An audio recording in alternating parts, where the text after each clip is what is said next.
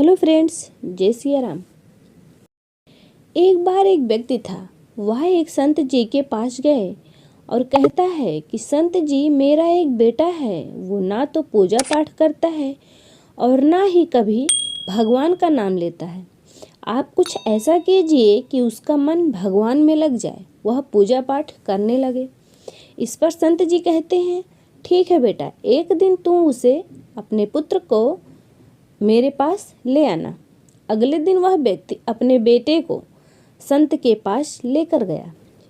अब संत जी उसके बेटे से कहते हैं कि बेटा बोल राधे राधे। बेटा कहता है कि मैं क्यों कहूँ संत जी। फिर संत जी कहते हैं, बेटा बोल राधे राधे। वो इस तरह से मना करता रहा और अंत तक उसने यही कहा कि मैं क्यों कहूँ राधे राधे। संत जी ने कहा, जब तुम मर जाओगे और यमराज के पास जाओगे, तब यमराज तुमसे पूछेंगे कि कभी भगवान का नाम लिया तुमने, कोई अच्छा काम किया? तब तुम कह देना कि मैंने जीवन में सिर्फ एक बार राधा रानी का नाम बोला है, बाकी कुछ नहीं, बस एक बार। इतना बताकर वह चले गए। समय व्यतीत हुआ और एक दिन वह लड़का मर गया। मरने के बाद वह यमराज के पास पहुंचा। यमराज ने उससे पूछा, कभी कोई अच्छा काम किया है क्या? उसने कहा, हाँ महाराज, मैंने जीवन में एक बार श्री राधा रानी का नाम बोला है। आप उसकी महिमा बताएं। यमराज सोचने लगे कि एक बार नाम लेने की महिमा क्या होगी, इसका तो मुझे भी नहीं पता है। यमराज बोले, चलो इंद्र के पास चलें और ये बात वही बताएंगे। तो वो व्यक्ति बोला, मैं ऐसे नहीं जाऊंगा, पहले पालकी लेकर आओ, उसमें बैठकर इंद्र के पास जाऊंगा। यमराज ने सोचा, ये तो बड़ी मुसीबत है। फिर भी उन्होंने पालकी मंगवाई और उस व्यक्ति को उसमें बिठाया गया। उस पर 4 कहार भी लगे जो पालकी को उठाने वाले थे।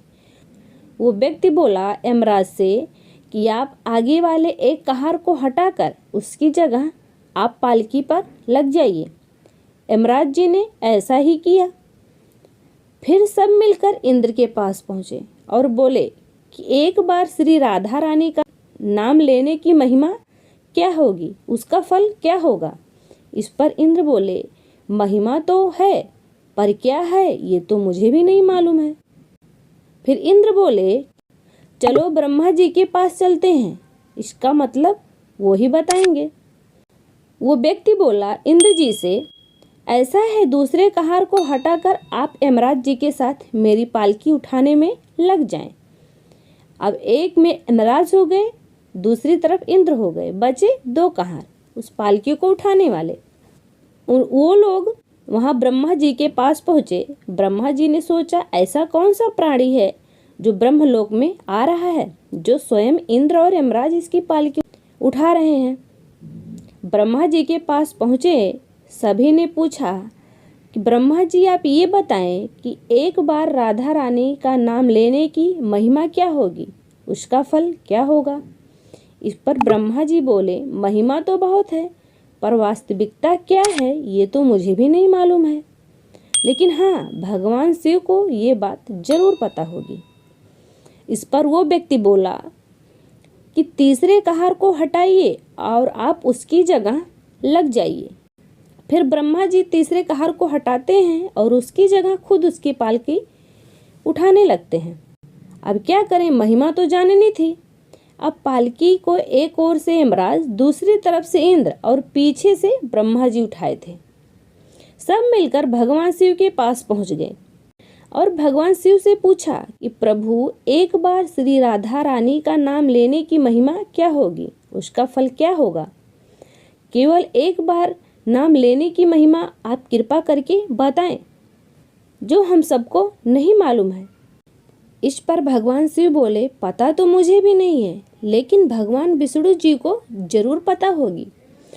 तो फिर से वो व्यक्ति शिव जी से बोला कि आप भी मेरी पालकी उठाने में लग जाइए, आप चौथे कहार को हटा दीजिए। इस प्रकार ब्रह्मा, शिव, यमराज और इंद्र चारों उस व्यक्ति की पालकी उठाने में लग गए और वो चारों कहार वहाँ से हट गए और विष्णु जी के पास लोग पहुँचे। उन्होंने विष्णु जी से पूछा कि एक बार श्री राधा रानी का नाम लेने की महिमा क्या होगी, कृपया आप बताएं। इस पर विष्णु जी बोले, अरे जिसकी पालकी को स्वयं मृत्यु का राजा यमराज, स्वर्ग का राजा इंद्र, ब्रह्मलोक के राजा ब्रह्मा और साक्षात भगवान शिव उठा रहे हों, इससे बड़ी महिमा क्या होगी। जब सिर्फ एक बार राधा रानी का नाम लेने के कारण आपने इसको पालकी में उठा लिया, तो अब ये मेरी गोद में बैठने का अधिकारी हो गया।